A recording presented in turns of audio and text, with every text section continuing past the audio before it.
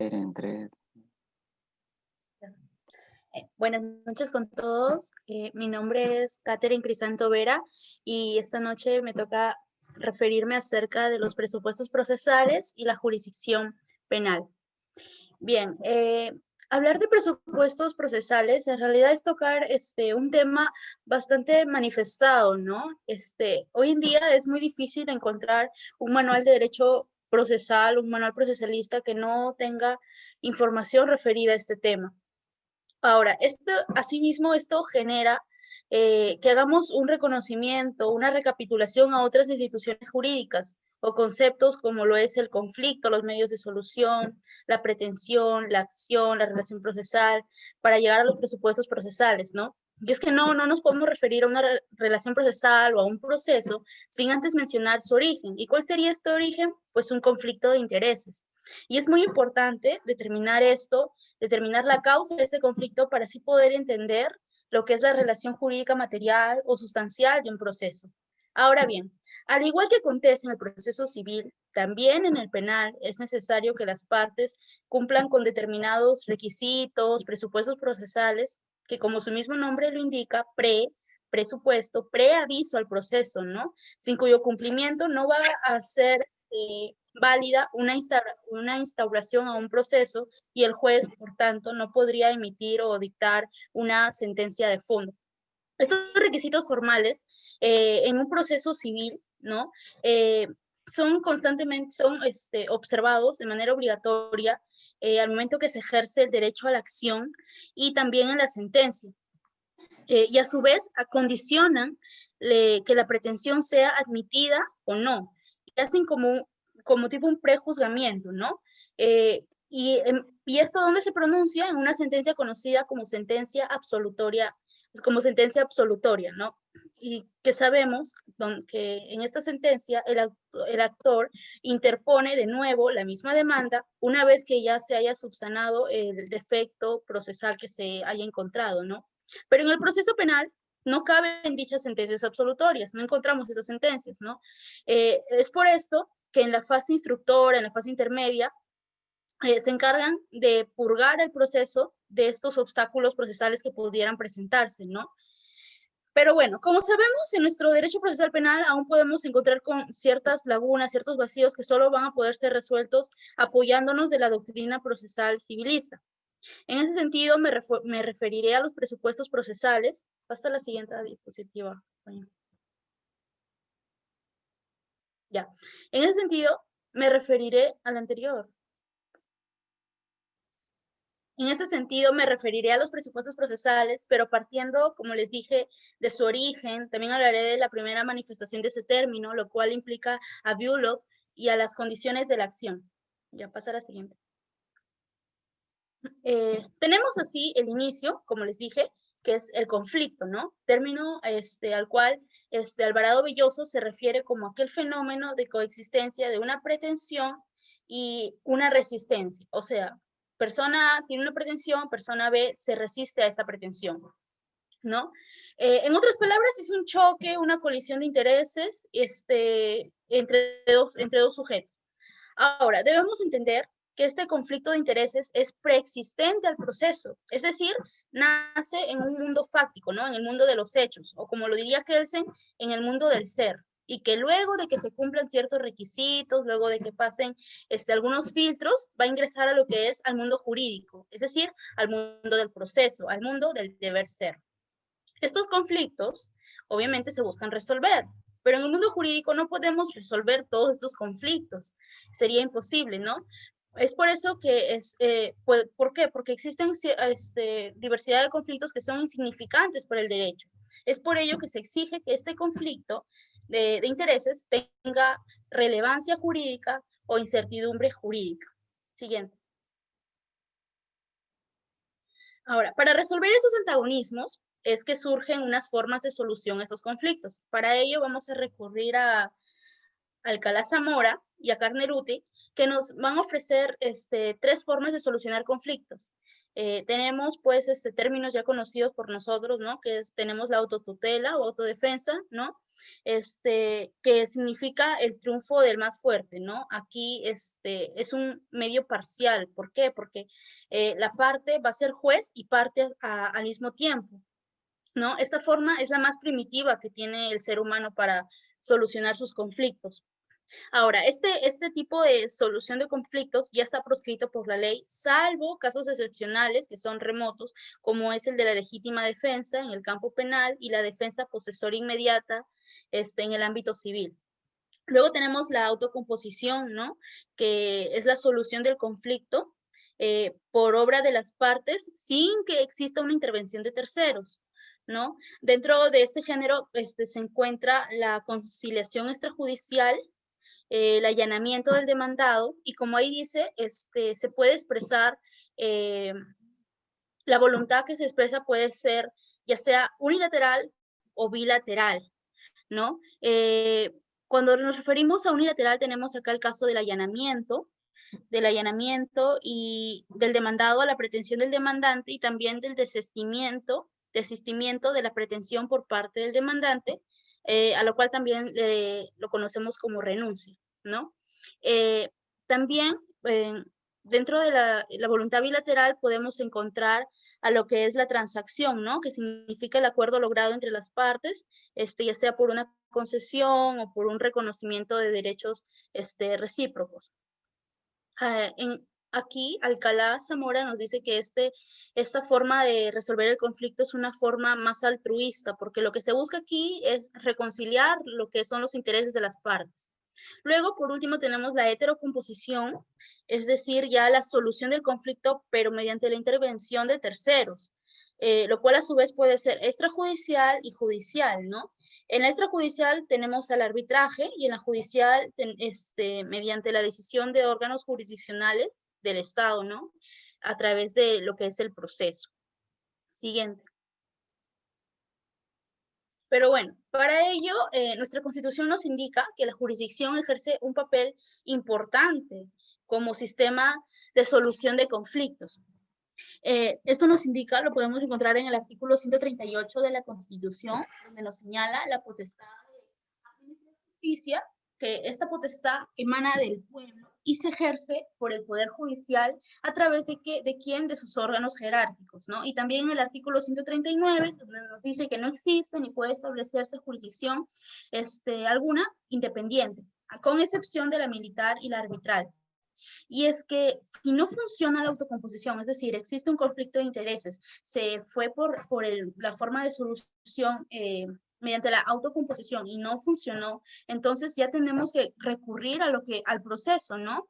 Por tanto, tenemos que el mecanismo que sirve para resolver un conflicto de intereses mediante la actuación del derecho y la aplicación de la norma, es el proceso. Y es por eso que surge también la teoría del proceso. Sin embargo, tampoco podemos olvidar los mecanismos alternativos de resolución de conflictos, o los conocidos como MAR comúnmente, que son aquellos procedimientos, ¿no?, que permiten resolver conflictos evitando lo que es el sistema tradicional que conocemos, es decir, en otras palabras, que las partes pasen por los estados judiciales, ¿no?, ya sea mediante una negociación o la intervención de un tercero, ¿no?, como es el caso de la conciliación, el arbitraje. Tenemos aquí el principio de oportunidad. Pero, ¿cómo iniciamos este proceso? ¿Cómo llevamos un conflicto a un proceso? Siguiente diapositiva también. Pues, con el derecho de la acción, y este no es más que un derecho subjetivo, abstracto, fundamental, constitucional, por el cual yo puedo llevar el conflicto existente ante el órgano jurisdiccional. Por lo tanto, ¿qué genero? La activación de este órgano jurisdiccional y para después solicitarle una respuesta sobre este conflicto existente, ¿no? Y acá podemos ver que existen dos formas de manifestarse. Entonces, tenemos que el derecho de acción se manifiesta por la activación, al activar al órgano jurisdiccional y al facultarlo de exigir una respuesta al mismo, ¿no? Pero dijimos que este derecho es abstracto, ¿no? ¿Por qué? Porque es una facultad. Entonces, ¿cómo lo efectivizo? Aquí surge un segundo concepto, que es la demanda. ¿Y qué sería la demanda? Pues aquel instrumento por el cual yo materializo mi derecho de acción. Esta demanda tiene ciertos requisitos de acuerdo al orden procesal, pero que ya luego hablaremos cuando lleguemos a los presupuestos procesales. Por último, ¿quién le da contenido a esta demanda? Pues aquí tenemos a la pretensión procesal, ¿no? Que es la declaración de voluntad hecha ante el juez y frente al adversario. En otras palabras, es el acto por el cual se busca que el juez reconozca algo con respecto a cierta relación jurídica, ¿no? Es lo que le da forma a lo que queremos pedir al órgano jurisdiccional. Ahora, hasta ahí tenemos la parte activa y el órgano jurisdiccional, pero una relación procesal, para que sea válida, se necesita de intereses contrapuestos, ya lo habíamos dicho en un inicio. Es decir, aquí falta una parte. Es por eso que decimos que el proceso es una relación procesal tridimensional. Siguiente, Toño. Pero es de advertir también, ¿no? De que para que exista un proceso o una relación jurídica procesal válida, se tendrá que verificar en una etapa previa la existencia de los presupuestos procesales. Ahora, como norma general, el juez primero tiene que examinar la concurrencia de estos presupuestos procesales y después las condiciones de la acción. ¿Qué significa esto? Que el juzgador no puede examinar las condiciones de acción si previamente no ha constatado, no ha verificado que el proceso que está examinando es válido. Ahora, si el juez omite realizar dicho examen, las partes pueden hacerlo notar interponiendo excepciones, ¿no? Ahora, para ello, existen dos definiciones muy comunes en realidad respecto a los presupuestos procesales y a las condiciones de la acción. Tenemos que los presupuestos procesales son aquellos requisitos indispensables para el nacimiento y el desarrollo de la relación procesal válida. Y las condiciones de la acción son aquellos requisitos para que el juez pueda expedir una sentencia sobre el fondo del asunto. ¿Ok? Estas son definiciones muy comunes, pero ¿cuál es la diferencia, no? Más allá de los elementos que contienen. Hay una diferencia en realidad en qué difiere. Al respecto, Taramón Hernández nos explica que no hay que confundir estas condiciones procesales, se refiere a los presupuestos procesales, ya, necesarias para la existencia del proceso con las condiciones procesales para obtener una sentencia, la cual ya puede ser favorable o desfavorable. Luego tenemos a Ticón Apósigo, quien nos dice que lo que les mencioné en un inicio, de que primero se debe examinar la concurrencia de presupuestos procesales y luego las condiciones de la acción. Y por último, tenemos una opinión de Renzo Cavani, quien nos dice que para él no habría una distinción. Al menos para él no hay nada claro, porque tanto la relación jurídica procesal como los actos del proceso deben estar bien configurados para que una decisión de mérito sea válida. Si nosotros decimos, por ejemplo, los presupuestos procesales son elementos que deben estar bien configurados para una relación jurídica procesal válida, en realidad lo que se está diciendo es lo mismo, porque una relación jurídica procesal debe ser válida para que se pueda llegar a un pronunciamiento de fondo. Entonces, ¿dónde está la diferencia? Nos dice Cavani. No la hay. Entonces, ¿por qué? Porque él nos dice que los presupuestos procesales y las condiciones de acción aluden a requisitos que deben estar adecuadamente configurados para continuar el proceso y para llegar a un mismo fin, que es el fondo del asunto. Siguiente.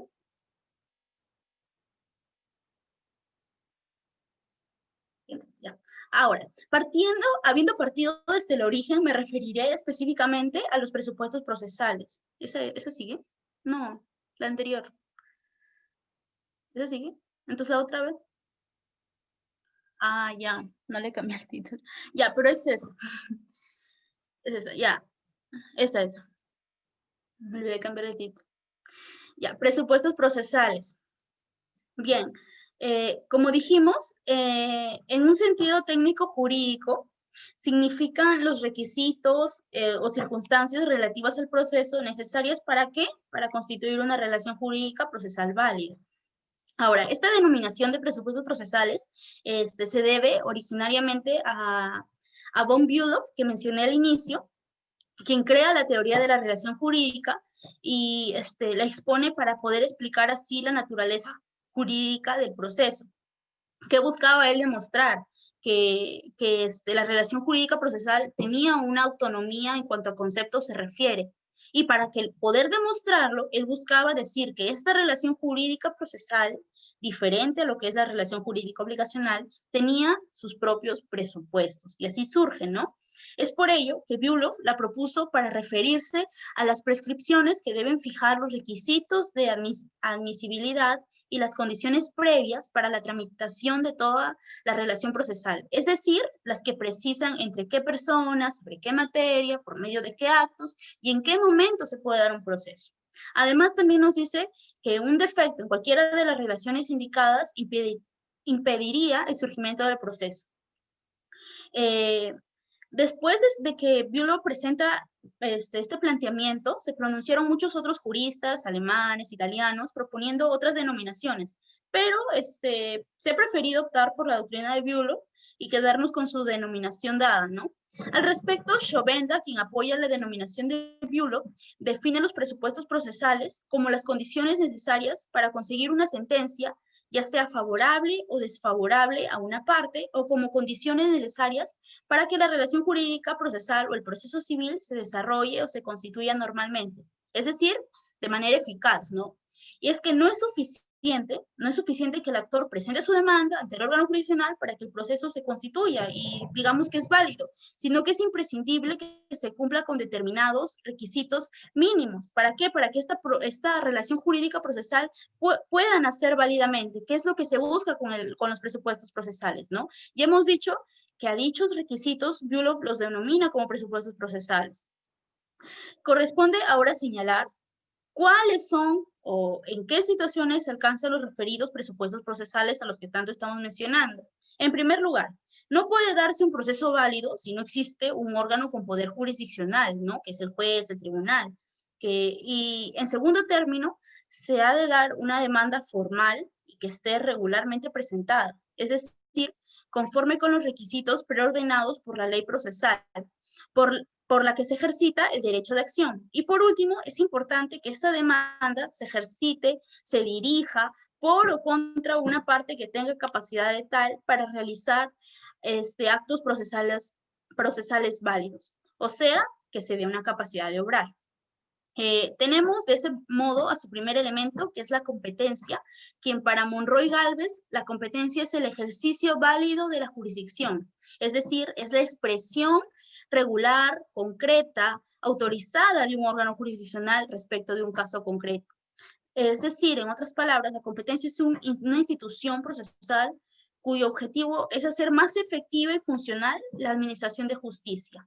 La competencia limita a la jurisdicción. Y también, según el artículo 19 de nuestro Código Procesal Penal, nos dice que la competencia significa una porción donde el juez ejerce su jurisdicción. Y también nos dice que por la competencia se precisa y se identifica a los órganos jurisdiccionales que deben conocer un proceso. Asimismo, también se lo clasifica obedeciendo a ciertos criterios, al criterio funcional y objetivo, al criterio territorial, y también lo clasifica por su conexión. Luego tenemos la capacidad procesal, y aquí quiero referirme a tres conceptos que no son lo mismo, pero que sí tienen relación entre sí. Estos son la capacidad jurídica, que es la aptitud o la idoneidad para ser sujeto de derechos subjetivos en general. En ese sentido, la capacidad jurídica la tiene toda persona, sin necesidad de que esté dotada de una voluntad, ¿no? Y también quiero hablar sobre las clases de capacidad. Tenemos la capacidad de goce, ¿no? Que es la capacidad, esta clase de capacidad viene a ser la posibilidad para ser titular de relaciones jurídicas, y esta es inherente a toda persona humana, sin distinción. Y luego tenemos la capacidad de ejercicio, que constituye la aptitud para ejercer derechos y ser sujeto de obligaciones por uno mismo, es decir, sin ser asistido por otra persona. Al respecto, Cesarego nos dice que lo entiende como la posibilidad o aptitud del sujeto de derecho de ejercer por sí mismo los derechos de que goza en cuanto persona, ¿no? Luego tenemos la capacidad para ser parte, que se refiere a la aptitud para ser titular de los derechos, de las cargas, de las obligaciones que se deriven de la realidad jurídica, que es el proceso. Y podría quedar fijado el concepto de capacidad para ser parte como aquella capacidad que se le reconoce a todo el que posee capacidad jurídica, o lo que es lo mismo, la capacidad de goce, pudiendo ser por ello objeto de una relación jurídica procesal, pudiendo, o sea, no es que siempre va a ser, a contar luego con una capacidad procesal. Y como ello va a ser titular de los derechos, ¿no? Y luego está la capacidad procesal, que es la aptitud para poder ejercer por sí mismo válidamente las situaciones jurídicas procesales de la cual se es titular. Aquí, bueno, como vemos, la capacidad procesal presupone la capacidad para ser parte. O sea, de este modo, no todo aquel que tiene capacidad para ser parte va a tener capacidad procesal, pero solo puede hablarse de capacidad procesal respecto de quienes tienen esa capacidad para ser parte. Es decir, podemos, todos pueden tener, o sea, uno puede tener capacidad para ser parte, pero no necesariamente va a tener capacidad procesal. En otras palabras, no basta tener la actitud de ser titular de situaciones jurídicas procesales, sino que además, ¿qué se requiere? No estar incurso en alguna de las circunstancias establecidas en la ley para no poder desarrollar por sí mismo esas situaciones jurídicas procesales. Luego, por último, tenemos los requisitos de la demanda, donde nos dice que la demanda es el acto procesal que da inicio al proceso, ya lo sabemos. Y bueno, para Ticón Apóstigo, nos dice que es la forma o modo en cómo se ejerce el derecho de acción, también lo hemos dicho, y que por lo tanto, entre acción y entre demanda, tiene que existir una relación de derecho, ¿no? La demanda es de naturaleza compleja, como sabemos, ¿no? ¿Por qué? Porque inicia el proceso, también mediante este se ejerce el derecho a la acción, apertura a la instancia, es el principal acto del actor, es un acto de petición. Entonces, pero pese a ello, como todo acto procesal, tiene que ser una manifestación, no puede ser una manifestación de estilo personal, sino que debe cumplir con ciertos requisitos que señala la ley. Luego tenemos siguiente. Las condiciones de la acción. Bueno, ya hemos dicho que son los requisitos para que el juez expida sentencia sobre el fondo del asunto, y pues tenemos aquí el interés para obrar, que bueno, hasta ahora no tenemos, bueno, no existe tan claro un concepto, ¿no?, de lo que es el interés para obrar como institución procesal. Una primera confusión, a veces se le confunde con el interés al que se refiere el artículo 6 del título preliminar del Código Civil. A veces se le confunde como la falta de titularidad, ¿no?, de quien reclama tutela, o a veces se le confunde con la causa petendi. Pero, bueno, he sacado una definición por parte de Francesco Luiso, quien nos dice que señala que la razón de ser de la institución está vinculada estrechamente con el principio de economía procesal, concluyendo que el interés para obrar sirve para evitar una actividad procesal relativa a una demanda o una defensa fundada, pero inútil. O sea, sirve prácticamente para no perder tiempo en un inicio. Y dentro de nuestra doctrina nacional, el profesor Juan Monroy ha señalado que el interés para obrar es la necesidad inmediata, ¿no?, actual y reemplazable de tutela jurídica, y también esa necesidad de acudir a un órgano jurisdiccional. Entonces, como se aprecia, el profesor Monroy también relaciona la institución con la utilidad del proceso, ¿no? Es decir, si no existe esa necesidad de acudir al órgano jurisdiccional, o si no habrá utilidad, no existe interés para obrar. Así de simple. Luego tenemos la legitimidad para obrar, donde tenemos de que es la identidad entre los sujetos que integran la relación jurídica sustantiva y quienes forman parte de la relación jurídica procesal.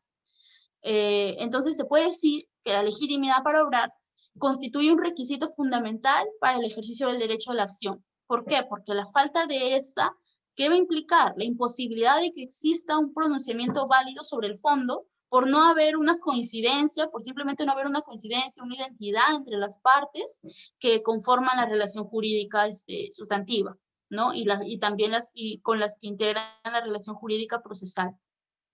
Al respecto, Priori Posada nos dice que la legitimidad para obrar se entiende como un presupuesto para poder plantear una pretensión en un proceso, de forma tal que solo si la pretensión es planteada por una persona legitimada, el juez puede pronunciarse válidamente sobre el conflicto de intereses que le haya sido propuesto. En caso contrario, no va a poder.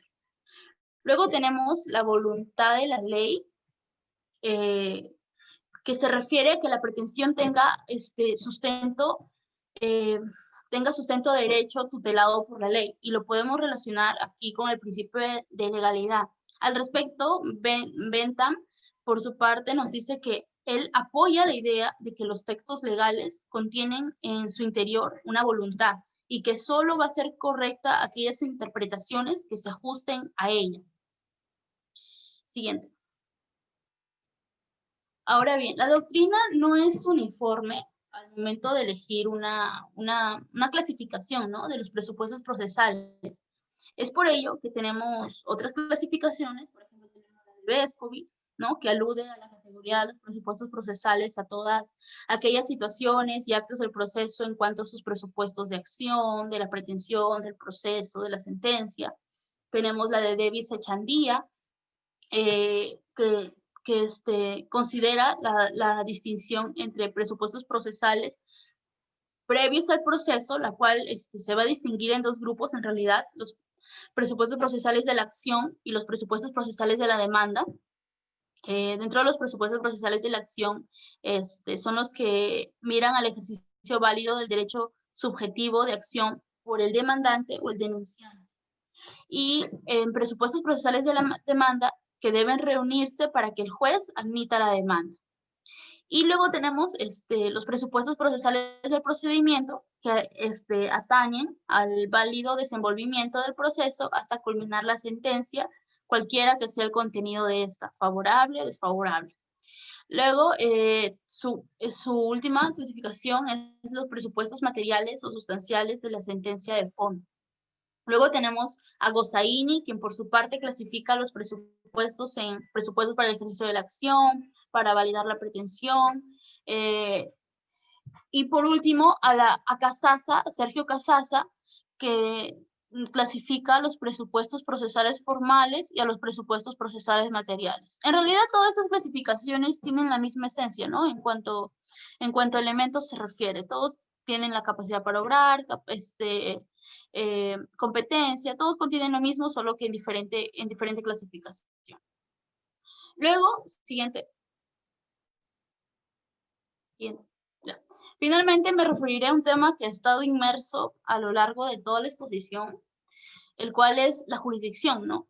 Al respecto, Couture nos define la jurisdicción como la función pública realizada por órganos competentes del Estado con las formas requeridas por la ley, en virtud de la cual, por acto de juicio, se determina el derecho de las partes con el objeto de dirimir sus conflictos y controversias de relevancia jurídica mediante decisiones con autoridad de cosa juzgada, eventualmente factibles de ejecución. En pocas palabras, dice que la jurisdicción es la facultad que concede el Estado a todos los jueces, dotándolos de competencias, ¿no? Podemos señalar que todo juez, después de habernos referido a la competencia, podemos decir de que todo juez ejerce jurisdicción, pero no todo juez va a ser competente para el conocimiento de cualquier caso, ¿no? El juez ejerce jurisdicción dentro de los límites de la competencia, como lo dije al momento que me refería a la competencia, ¿no?, que esta limita la jurisdicción.